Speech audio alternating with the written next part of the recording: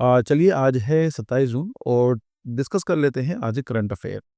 पहला current affair ये है कि first Indian enter international space station ISS.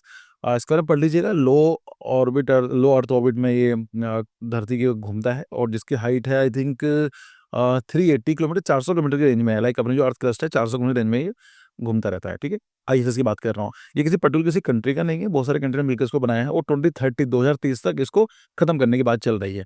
ठीक है, तो ये कल की न्यूज़ में डिस्कस किया था कि जो शुभांशु शुक्ला जी हैं, ये पहले इंडियन बन चुके हैं जो इंटरनेशनल स्पेस स्टेशन में गए हैं। आप बोलेंगे सुनीता विलियम, देखो वो इंडियन नहीं है, वो अमेरिकन है, तो इसलिए हम इंडियन की बात करेंगे तो यही है। मिशन क्या नाम था? एक्सपे मिशन 4 था, AX4 के नाम से, और इसमें इसका नाम दिया 500 करोड़ रुपए दिए थे।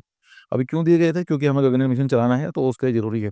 ठीक है, तो Shukla designated for India's first human space flight. तो लास्ट में डिस्कस किया था।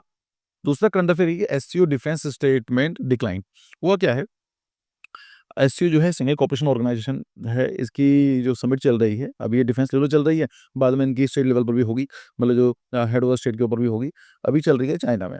तो चाइना में क्या हुआ कि डिफेंस मिनिस्टर सब लोग मिले, ये काम कर रहे थे, एक जॉइंट स्टेटमेंट डिक्लेयर करी जानी थी। लेकिन हुआ क्या कि जो राजनाथ सिंह जी थे उन्होंने देखा और जो उसको रिपोर्ट को पढ़ने लगे तो यहाँ पर नोटिस करा कि इसमें पहलगाम के बारे में कुछ मेंशन ही नहीं है।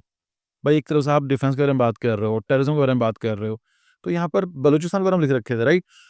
कि बलूच का जो इश्यू चल रहा है उसमें बताया गया है कि वो ट्रेन हाईजैक कर ली थी, वो सब मेंशन है। लेकिन जो पहलगाम में थोड़ा अटैक हुआ है उसके ऊपर ओपन सिंदूर चलाया गया था, इवन अभी भी चल रहा है वो, तो उसके हिसाब से मेंशन नहीं किया गया।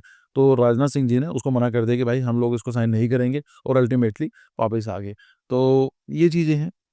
फिर आता है आरएसएस क्वेश्चंस प्रेम्बल एडिक्शंस। देखिए ये इतना न्यूज़ में नहीं, इतना इंपॉर्टेंट नहीं है बिकॉज़ एग्ज़ाम के लिए ऐसा वो पूछते नहीं है, वो किसी पर्टिकुलर पॉलिटिकल चीज़ों के लिए। लेकिन यहाँ पर मैं एक अपडेट है जो देना चाहता हूँ, वो ये है कि इनकी जो क्वेश्चन आरएसएस जो है वो ये डिमांड करती है कि यहाँ पर जो हमारा प्रेम्बल है, प्रेम्बल में हमारे सोवरेन, सोशलिस्ट, सेक्युलर्स, इस चीज़ बारे में मेंशन की गई है, राइट? अगर आप ये देखें डेमोक्रेटिक रिपब्लिक 5 वर्ड्स हैं, ये 5 जो कीवर्ड्स हम पढ़ते हैं, लक्ष्मीकांत में पढ़ते हैं, हम हर जगह देखते हैं। लेकिन जब हमारा संविधान बना था तब यहाँ पर सेक्युलरिज़्म और सोशलिज़्म और इंटीग्रिटी ये वर्ड नहीं थे हमारे संविधान में। हुआ क्या था कि 42nd अमेंडमेंट जब इंदिरा गांधी जी का टाइम था, इमरजेंसी के टाइम पे इसको ऐड कर दिया गया था। तो ये क्वेश्चन बहुत इंपॉर्टेंट क्वेश्चन बन जाता है जीके का कि अ, अपने संविधान में जो प्रेम्बल में क्या-क्या वर्ड चेंज हुए हैं, क्या ऐड हुए हैं, चेंज नहीं ऐड हुए हैं। तो ऐड क्या-क्या हुए हैं? सेक्युलरिज़्म, सोशलिज़्म एंड इंटीग्रिटी, ये 3 वर्ड ऐड किए गए हैं। दूसरा क्या आपको याद रखना है, कब की ऐड किए गए हैं? ये 42nd अमेंडमेंट 1976 में इसको ऐड किया गया है। तो आरएसएस ये डिमांड करता है कि सेक्युलरिज़्म और सोशलिज़्म के बारे में तो बात ही नहीं की गई संविधान में, और ये जो वर्ड डाले गए थे, ये तो हमारे इमरजेंसी के टाइम में डाले गए थे। तो हमें वही संविधान यूज़ करना चाहिए, मतलब प्रेम्बल में वही यूज़ करना चाहिए जो हमारे संविधान में पहले से लिखा गया था, जो बाबा साहब अम्बेडकर जी ने बनाया था। तो ये खैर इनकी बात इतनी सही नहीं है क्योंकि उसके बाद भी 1978 का जो संविधान हुआ था 42nd अमेंडमेंट, इसको सही माना। और ऐसा नहीं है कि सेक्युलरिज़्म हमारे 1976 में ही आया, सोशलिज़्म 1976 में ही आया। अगर हम प्रोविज़न पढ़ेंगे लाइक कि आर्टिकल 25 से उससे 28 पढ़ते हैं, तो बात तो कर रहा कि सेक्युलरिज़्म के बारे में बात तो कर रहा है। हर आदमी को अपना धर्म अपनाने का अधिकार है। तो अगर लिखा नहीं है इसका मतलब कि भावना तो यही है ना, स्पिरिट तो उसका यही है।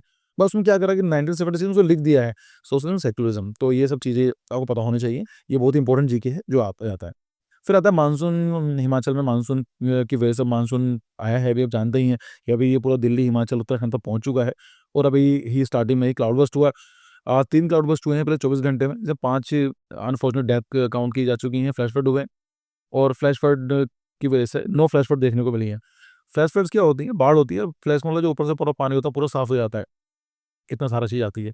3 लैंडस्लाइड हमें देखने को मिली हैं, तो कहीं न कहीं ये चीज़ दिखाता है और अनफॉर्चुनेटली ये सब आएगा ही, क्लाइमेट चेंज है, ऊपर से डेवलपमेंट इतना हो चुका है इस एरियाज़ में, टूरिज़्म है हर जगह, पहाड़ लोग काट के रोड बनाई जा रही हैं, कोल लाइक क्लाइमेट चेंज है ना, ये सब चीज़ें तो हो रही हैं।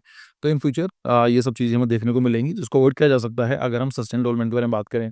अगर हम लोग प्लानिंग करके इसको देखा जाए, अगर आप कोई भी टूरिज़्म अट्रैक्शन जाइए, आप कहीं भी जाके देखिए, मनाली ले, शिमला ले लीजिए, इतना क्राउड जाता है, इतनी भीड़ जाती है, उसमें एक चीज़ की कैरिंग कैपेसिटी होती है कि कितने क्राउड को वो कैरी कर सकता है, उसका भी ध्यान नहीं रखा जाता है। Because of the money, development बनाया जा रहा है, जो रिवर बेड्स हैं, उनको खत्म कर दिया जाता है। अगर अभी बारिश होगी, पानी कहाँ जाएगा? अगर हमने रिवर बेड को इतना छोटा कर दिया है, तो पानी इतना फ्लो कर नहीं पाएगा। तो कहीं न कहीं सस्टेनेबल डेवलपमेंट के लिए ये ज़रूरी है। फिर आता है कश्मीरी डॉक्टर बीएड कंट्रोवर्सी। ये कंट्रोवर्सी है, लाइक इन इम्पोर्टेंट इसलिए नहीं है, लेकिन कॉन्टेक्स्ट पता होना ज़रूरी है। जो हमारा थीसिस पेपर है, वहाँ पूछी जा सकती है, इसके ऊपर कुछ केस स्टडी बनाई जा सकती है। हुआ क्या था मैं बता देता हूँ कि ये कश्मीरी डॉक्टर हैं जिनकी जो मुस्लिम हैं और उनकी जो दाढ़ी रखी हुई थी, बियर्ड रखी हुई थी। तो यहाँ पर क्या हुआ उनको एक सीट मिली थी और इनको तमिलनाडु में आई थिंक मुझे जगह का नाम याद नहीं है कौन-सी जगह थी, मतलब तमिलनाडु में ही एक सिटी है वहाँ पर इनको सीट मिली। वहाँ के जब वहाँ पर इन्होंने वहाँ पर गए तो वहाँ पर ये बोला गया कि आपकी जो दाढ़ी है बहुत बड़ी है, उसको कट करवा के आइए। रीज़न दिया जाता है कि भई हाइजीन का है, क्योंकि हम यहाँ पर बहुत वो करते हैं लाइक यहाँ पर डॉक्टर्स हैं, ऑपरेशंस का काम किया जाता है, कई सारी चीज़ें हो सकती हैं। तो उसकी बोला गया कि वो दाढ़ी रहनी चाहिए पड़ेगी। So doctor for the seat in Tamil Nadu hospital, hospital require trimming beards, cutting, OT, hygiene कि भाई ऑपरेशन थिएटर में आपको करना पड़ेगा। डॉक्टर को ये लगाया जा रहा है कि ये रिलीजियस डिस्क्रिमिनेशन कर रहे हैं बिकॉज़ वो मुस्लिम कैटेगरी से बिलॉन्ग करते हैं, रीजन से बिलॉन्ग करते हैं, तो ये चीज़ है। अब उसके ऊपर कई सारे सॉल्यूशंस भी हैं। कई बार आपने देखा हो कोविड के टाइम में भी ये सब चीज़ देखने को मिली थी। जो सिख होते हैं, सरदार होते हैं, उनको भी ये बात की गई थी। तो देखो इन्होंने भी बोला कि अगर ऐसी वाली बात है तो मास्क पहन लूँगा। फिर बोला कि नहीं आपकी जो दाढ़ी है बहुत बड़ी है, मास्क में कवर ही नहीं हो रहा है। तो उसके लिए स्पेशल मास्क वगैरह बनाए जा सकते हैं, इन चीज़ों को अवॉइड किया जा सकता है। लेकिन ये है। फिर अगेन जो केरला के सीएम थे, उनको डायरेक्ट जो सीएम ने डायरेक्टिव दे दिया है कि हम कोई इवेंट होगा, तो यहाँ पर हम नेशनल सिंबल ही यूज़ करेंगे, उसके अलावा कुछ नहीं करेंगे। क्योंकि हुआ क्या था लास्ट वीडियो में डिस्कस भी किया था कि कंट्रोवर्सी होगी। भारत माता की पेंटिंग लगा दी इन्होंने, जो वहाँ के जो लोकल गवर्नमेंट है, वो ये बोल रही है लोकल क्या मतलब स्टेट गवर्नमेंट ये बोल रही है कि ऐसा नहीं लगा सकते हैं। ये तो कहीं न कहीं हमारी जो लोकल कल्चर खत्म कर रहे हैं। भारत माता मतलब ये कोई संविधान में मेंशन नहीं किया गया है। तो वो हम डिस्कस किया था, तो I think this is the end of the video. कुछ सीखने को मिला होगा तो प्लीज़ लाइक कीजिए, कमेंट कीजिए और सब्सक्राइब कीजिए चैनल को। Bye-bye, thank you.